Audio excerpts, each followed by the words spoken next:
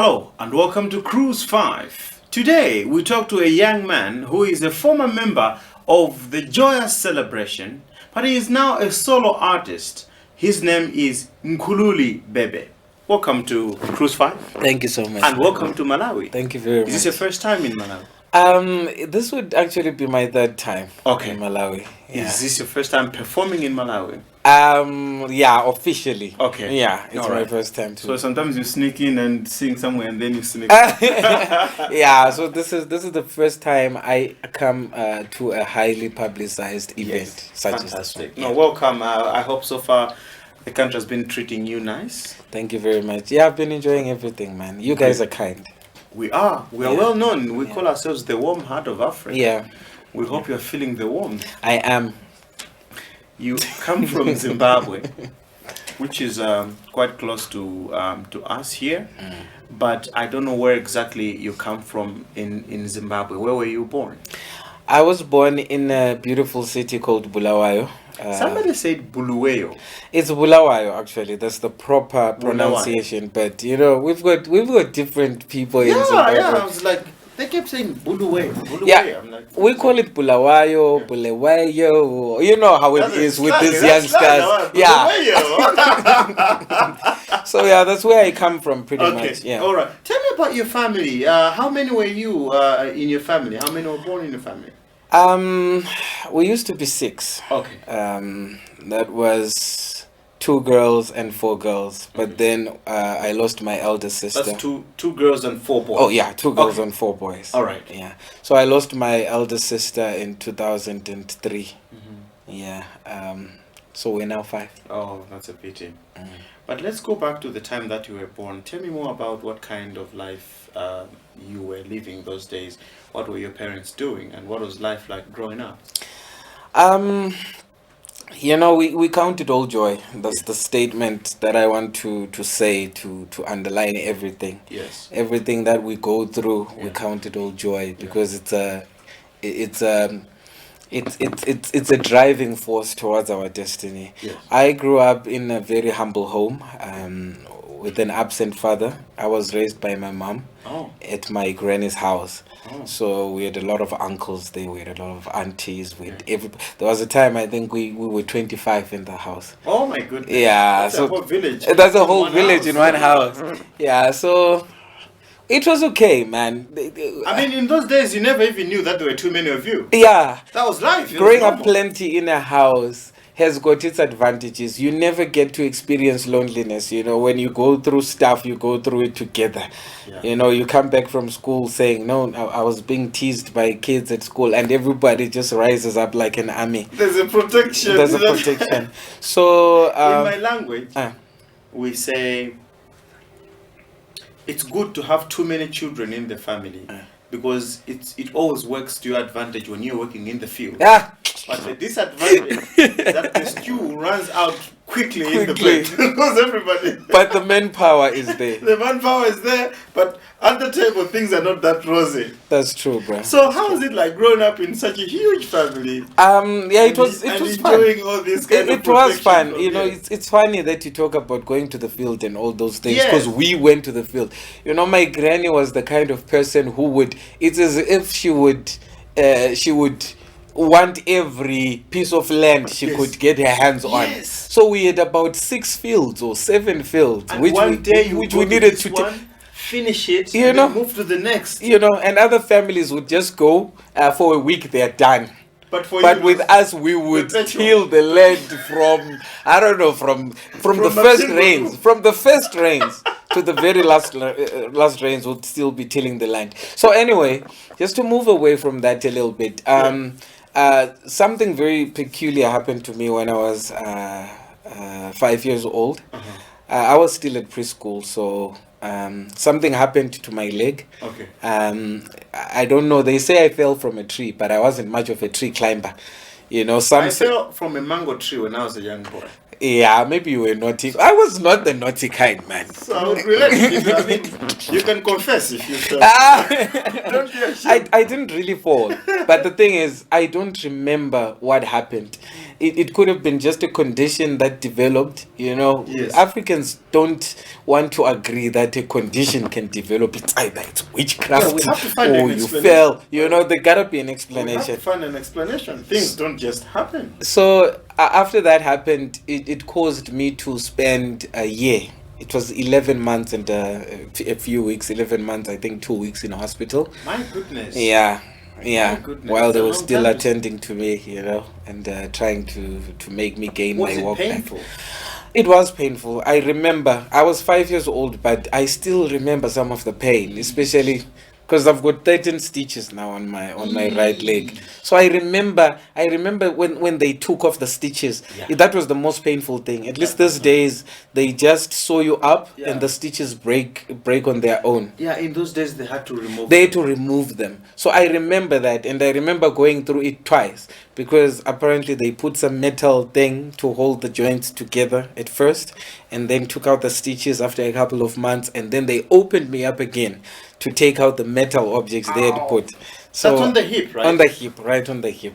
Hips don't lie. They didn't lie. That song, hips don't lie. Well, his hip lied. They have to fix something to make sure. Brother, you're so wrong. You're so wrong. So what happened then is it caused my legs uneven. I've got an uneven walk. So what that caused is it caused a lot of kids to tease me at school because kids don't know. No, they don't. Kids don't They just know. see you walking funny. They're like, this guy. Why are you walking Why like are you that? doing this? And I remember there was one particular point in time, and it's so good that I can laugh about it now. There was one time when they followed me home, you know. They even had songs, you know. They were singing, chanting songs behind me till they took me to my gate. And that's So insensitive. oh my But goodness. that's the bruh. freedom that you enjoy when you're a young kid. Hey, bruh. And I'm sure if I was to ask any one of them now what was going through their minds, they would be ashamed. They would be very, very ashamed. That's our guest today. Let's go to the first song. Our guest today is Mkhululi Bhebhe. Do people make fun of your surname? Well, no. It sounds funny. I would love to say no, but Bhebhe. some do. It's a nice surname, man. Bhebhe. It's a nice surname. It shouldn't be a surname. It should be a first name. Actually, Bhebhe, 'cause some you people can't call me have- Bhebhe. You can't have. Some call me Bhebhe. They don't care about the first name. This is Mkhululi Bhebhe, our guest today in Cruise 5. I know you love music. Yeah, I do. Before you tell us about your first choice of song, tell me what kind of music you've grown up listening to. What music you've been exposed to. I've always been an R&B person, you know. I've been your Yeah. Boys to Men, Yes. Brian McKnight, Yes. All for One kind Yeah. of guy. A cappella company. I used to love a cappella company at some point. Fantastic. Yeah. So what's our first song going to be? The first song is Lion of Judah by my sister Lebos Khobela from South Africa. Worship you. Oh, Lion Powerful. of Judah. Powerful. You are holy. That's a nice song. Yeah. That's an absolutely fantastic song. Yeah. Our first song in Cruise 5, Lion of Judah. See, he's getting me into worship mode now, but I don't want to go down that lane. Let's listen to this song. Growing up with a problem here in your hip and limping around and having everybody make fun of you, that must have hurt. It did hurt, bro. And the thing is, when you're a child, you're not equipped for such things. Yes. Now, if they were to happen to me now I don't care. You just laugh it off. If anybody says, his legs are not the same length, I laugh it off. Yeah. But as a child, as a 5-year-old, you are in a very vulnerable position. Yeah. And you don't know how to handle some of those things like rejection and stuff. So it really left a huge dent in my heart and soul. I'm looking at you. I mean, you haven't even gone to primary school. You had to go to primary school and spend, I don't know how many years you spent in primary school. Yeah. And still, with all these people following you and laughing at you and making fun of the way you walk. Yeah. Must have also limited how much you socialize with other people, I guess. That's true. You become an introvert. You become shy. It really alters. It dents your ego. Of course, at 5, there's no ego. Yeah, but when you get to like secondary school, for instance, even grade 7, when I start opening up, yes, when you start seeing that sister, it's something else, bro. About the sisters, that must have also had an impact, I guess. I think it had the most impact. That's what hurts the most. Yeah. How did you manage to build a wall of protection on yourself, facing this kind of stigma about something that you can't do anything about? How did you manage to sail through those years? Because you seem to be quite a contented young man. Yeah. The other thing is, growing up in a very crowded place, you don't get time to listen to your thoughts. Because you can't find yourself in a room where you are by yourself. There's never a moment. You see now. Even the room that you sleep, there are like 5 or 7 of you. 4 sleeping that way, 4 sleeping that way. Yeah. But in all of that, I really found solace in music. I think that's where my love for music developed. I found it very healing, very comforting, because I could escape into this world of perfection.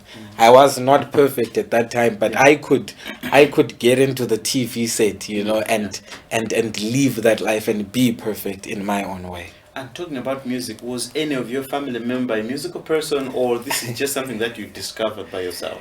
Funny enough, my brothers, all my brothers are very talented. I come from a very musical family. They sing. I was the least in terms of music in my family, so it came as a shock. Even where I am now, it came as a shock to them, because when it started, it started with reality TV shows and stuff, those competitions, idols, blah blah blah. And I didn't tell them. I remember when I went for my auditions, I would just go there. Because I didn't want to embarrass myself. We were many. We were many. So if you do something funny, something out of the way, you would get laughed at for the rest of your life. You would never find any joy in the family. Yeah. But still, you persisted in what you did. And that's another story that I want to hear about your determination to make it to the top in the music industry. But maybe we might forget something. Let's stick to your education. So you must have done your primary and secondary school education. Tell me how far you went. I did my primary education at a school called St. Bernard's, which was a Catholic school in the area where I grew up. And then I did secondary at boarding school, David Livingstone Secondary School. It's just a few kilometers out of Bulawayo. And then after that, I wanted to do medicine, because I did sciences at even at A level. A level, I did it at St. Columbus High School in Bulawayo. So I wanted to do sciences, but because of the family situation, I told you that I was raised by my mom, and when they send you off to school, they expect results to come as soon as possible. So my uncle went out of his way. He used to work at a railway company. He went out of his way and got me a job there, so that I could start making some money to help out in the family. I see. Yeah. Must have taken up this responsibility quite at a tender age. Straight from school. There was no gap year. I usually hear them talk about gap years. They have the luxury of time. We don't have the luxury of time. We don't have gap years. For us, it was just out of school, straight into the workforce. I worked. I took care of the family. I moved out of my granny's house. I started taking care of my mom and all those things. It's a proud moment, though. I don't regret any of that. Yes. You can always catch up later. At least when you've done with primary and secondary school education, those are the critical things. After that, you can always catch up. Second song. My second song is Nothing Without You by my very good brother from South Africa, Dr. Tumi. Dr. Tumi, Nothing Without You. That's our second song in Cruise 5. Where did your father go? My father, he just up and left. Hey, that one, it's like, yeah. It's like you blindsided me there. When you're a young when you're a young kid, you don't really understand these things. Yeah. You And the funny thing is the stuff that we usually get subjected to when we grow up, you're reminded every day of your father's absence, especially when you're surrounded by uncles and aunties. You know, every time you come home with a need. Yes. You're like, okay, no, there's a school trip. Yeah. They say, why why don't you go to your father? Yeah. I'm like, where is Where? he? I can't. Where is he? He was there. He You must was have there. had to know that he's alive somewhere. He was there. I tracked him down when I was in grade 6, grade 5, somewhere there about. I don't really remember. I tracked him down. We developed our relationship a little bit, and then sadly he passed on a couple of years later. Ah, that's a shame. Yeah. But at least it's good to know that you managed to meet up. And Yeah. But there are times when I ask myself, I mean, this is coming from a sincere place in my heart. I really wish he could have lived to see me become the kind of person that I am today. You'd have been a very proud man. I hope so. I mean, it's understandable if he had died or if he was not around. But knowing that he's around and you missing him, I think that must hurt quite a lot. Yeah. But it is well. We count it all joy. Your mom was there. My mom was there. Moms Till are our the sweetest strength. things that ever happened to humanity. The greatest human being ever. So she managed to fill that gap. Yeah, she did. The music, how did it blossom into a fully fledged career now? You must have had some false starts at the beginning, I guess. Or was it a False smooth sail for you? bruh. False. Maybe it was a smooth sail for Mkhululi. False stats. False stats. There's quite many of them, eh? Tell me about it. Hey, false stats, Tell bruh. me about it. I actually wanted to be an R&B singer. A lot of people would laugh when they hear this. I always saw myself singing the love songs. Can we talk? You know, those kind of songs. But then, you know, God will always frustrate you into... It's because of all those videos that we're watching, you know. Everybody watched Boys to Men, wanted to be Boys to Men. And God will frustrate you, bruh. I tried. There was a time I tracked down a producer in Kenya. That was after... Actually, let me rewind a little bit. 2006, I contested in a reality TV show. In Zimbabwe? Okay. Called the CBZA Academy, Okay. which was Zimbabwe's version of Idols. Okay. I didn't make it to top 10.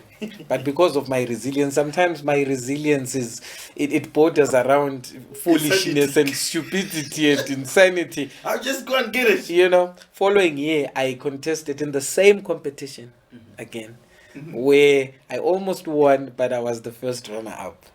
Well, Following year, 2008, my friend said, Idols is auditioning. They're going around auditioning. They came to Malawi, they went to Zimbabwe, they went to Kenya, Tanzania, Burundi, all those countries, 10 countries to be precise. So I contested there.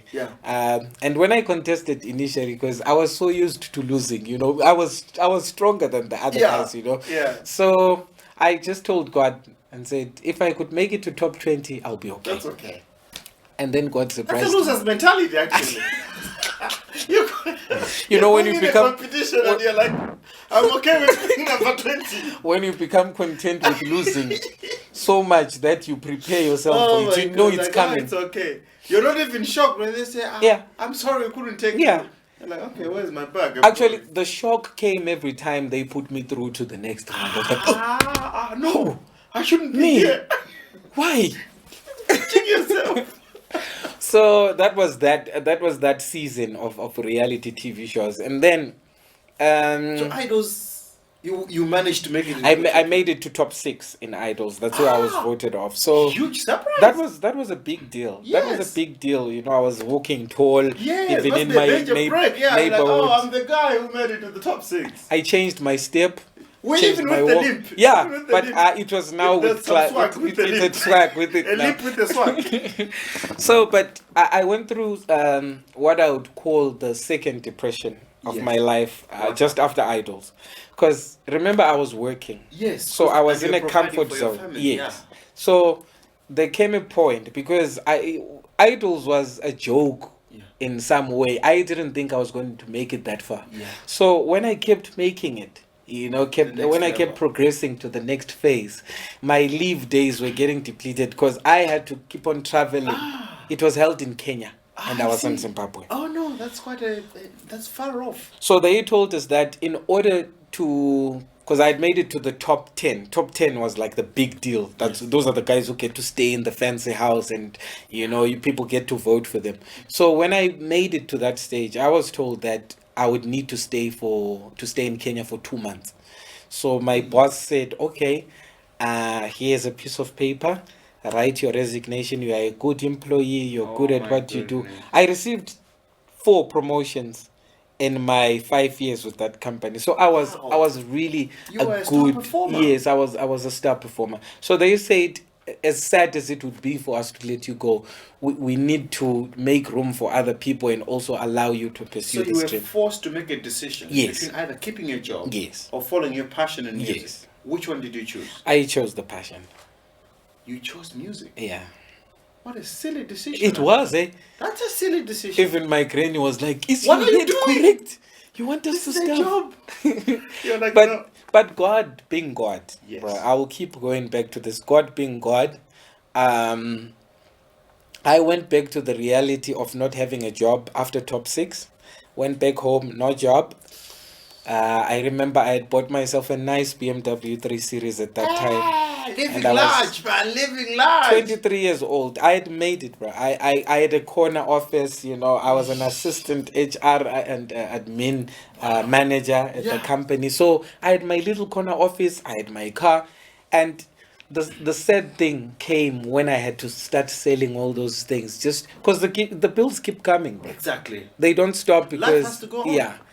So I sold all of that, and then till I decided that enough is enough. 2009, Zimbabwe was bad as well. The economy was not helping. Was going haywire. So I decided, let me just go to South Africa. I sold my phone. It was the last thing of value I had. When it comes to selling a phone, that means you've sold everything else you could have sold. You know, I mean, you know how we love. You know how we love ours. And you pray that, Lord, don't make me sell this phone. I can sell anything, but at least this is my companion.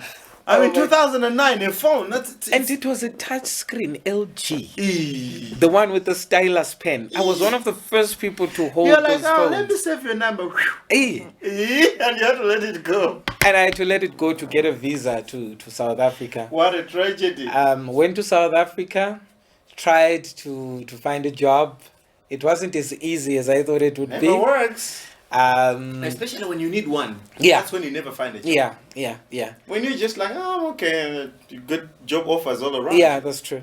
But when you really need it at your point of need, I think in a way God was directing me to depend on Him, because that sort of pushed me to a point of vulnerability where I had nothing else but Him. You had to turn somewhere. I had nothing else but Him. You know, when even your friends don't want anything to do with you anymore, you just rely on God, because there's no choice. There's no choice. You've tried sangomas, you've tried everything. There's no choice but to look have to go back to God. Yeah. That's our guest today in Cruise 5, Mkhululi Bhebhe. He was formerly a member of Joyous Celebration. Now he's doing his own thing, originally from Zimbabwe, but based in South Africa now. Our third song. Our third song would have to be Waymaker by my Nigerian sister Sinach. That lady is powerful. Have you watched her perform live? Yeah, I have. She is simply amazing. Amazing. That voice is real. Yeah. That's when you see her performing, it doesn't say this voice is real. She's actually she's a worshiper. You would think they recorded and did some things to it. Waymaker, lovely song in Cruise 5. It must have been a huge gamble and a risk for you to leave Zimbabwe. Hectic as things were in Zimbabwe, but still to go in another country and say, I'll start my life over and I'm seeking a fortune in South Africa. It must have been a huge risk to take. It was a huge risk, man, considering that Zimbabwe was my home. There's no place like home, no matter how bad the situation can be. You were born and raised there. And I was content. I was comfortable. And you were leaving everybody. Exactly. Who were you going to? Did you plan to meet up with somebody? You know how it is. In South Africa, there's something that happens even when you've got a relative. Yeah. When you get to South Africa, What happens? they are nowhere to be found. What happens? You wait by the bus station and you try every number. South Africa! And they are nowhere to. And remember, you don't even have a phone. For some reason, the numbers don't work. They don't work. When you are in South Africa. But fortunately for me, I had a cousin who invited me over and said, okay, you can come stay with us for a short while. Yeah. She's got her own family. Okay. So I was also given a deadline to say, you need to sort out your story by this time and start moving. You know, so I stayed with them for about a month and a half, and then my time with them was up. So when I was thinking of going back home, I just remembered that no man, there's a pastor and his wife that I used to relate with, you know, because I used to be part of a very big church in Bulawayo, which attracted international, a lot of internationals, especially when we had our annual conferences. So I got in touch with them, and then so let me get one thing, because you ended up joining Joyous Celebration. Yeah. Is that the mission you went to South Africa for? That is not. Or you went there just to start over and have a new life? That is not. Actually, at that point, I didn't want anything to do with music anymore. Yeah. I just did not want anything. I didn't want to sing in a church. I didn't want to hear anybody mention the name of Jesus. I was in a very depressed state. So I just told myself, if I could just get a job so that I can get by and still get a little something to send back home, I'll be okay. But you ended up joining Joyous Celebration. Yes. How did that happen? That was a miracle. It was a miracle. I am one of the few people who never actually got to audition for Joyous Celebration. Mine was a miracle. It was divine connection, being at the right place at the right time when Joyous Celebration needed something different. It was during the days when my brother Uche, the one who sings, my God is good. Yes, that guy. That song was a hit during that time. Yes. So it was during that time, and they were looking for an African sound. They were happy with Nigeria. They needed something else. So I just happened to be available. My pastor's wife used to work at a radio station which used to partner with Joyous Celebration, and they met up with the leaders, and she overheard the leaders say they were looking for something different. So she said, no, you can try out my boy. Then they said, okay, can he sing? She says, yeah, he can sing. He can sing. She was just being modest. You can try him. But she was not being modest.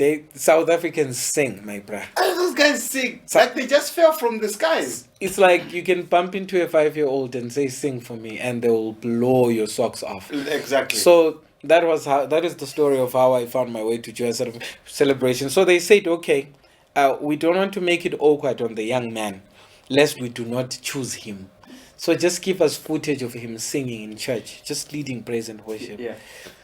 And me being the crazy person that I am, I was leading praise and worship at the time. I was serving in their church, cleaning chairs, pitching up the tent, sweeping the church and stuff, setting up instruments and leading praise and worship. So when it came to worshiping God, I guess it was going through that depression, you know, when you go through a lot of stuff and you learn to depend on God, your manner of praise changes. Yes. Even your prayer life changes. You know, you pray with direction. Yes. You develop this close relationship with God, because you know you talk to Him not as a king at that time. You talk to Him as a dad. You know, you say, "I know, but mdala man." There's a logo song. They say, if you see people crying while praying, it doesn't mean they have sinned more.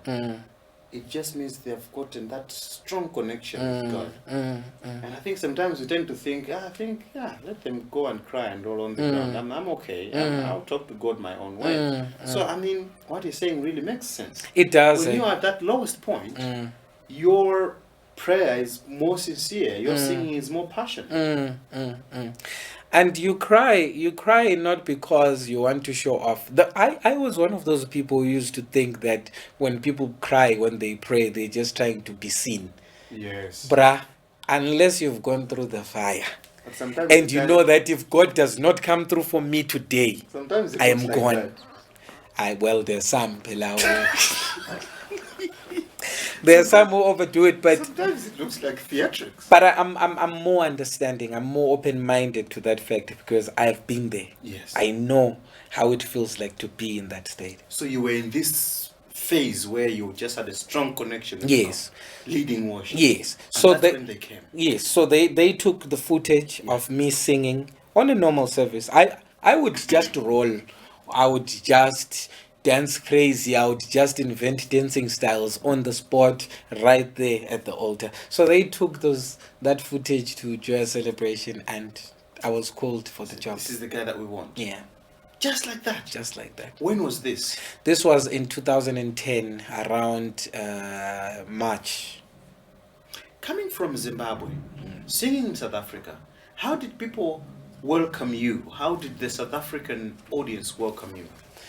Eish, that's a different story on its own. You know, I need to write a book, man. I think you need to. Because When you see, when I got there, bruh, when I got there, something peculiar was happening in South Africa. South Africa was going through changes. Yes. It was during the time when xenophobia attacks were on the rise. People were getting killed. yes. You know? Oh my goodness, that was a bad time. That was a rough time. It was a rough time. And I just got to Even South Zimbabweans Africa. were being smoked out. Yes, killed. Zimbabweans were being Malawians and people from all over. Mozambicans and all of those. They were being victimized and brutalized Yeah. and killed. Yeah. So the good thing with Joyous Celebration is that they acted as a family for me in South Africa. They prayed for me, they embraced me, they accepted me just the way I was. So the acceptance started with them first. So it gave me the confidence to sing and minister well, to perform well in front of thousands of South Africans, because Yes. I knew that if these guys can accept me in my Zimbabweanness, Yeah. it means every South African can accept me in my Zimbabweanness. Wow. Yeah. You had a perfect launching pad there. I mean, to arrive in South Africa and be welcomed by this amazing singing group. A perfect opportunity to establish yourself as an artist in South Africa. And next, I want us to talk about your experience in Joyous Celebration. Obviously, now you're on your own, but before we get to that, let's get into our fourth song. Okay. Our fourth song is "I Smile" by Kirk Franklin. And you are smiling. Yeah. He is not. There was a time when he couldn't flash half this smile, but now he's smiling. Mkhululi Bhebhe, our guest today in Cruise 5. Let's smile. This is a song by Kirk Franklin.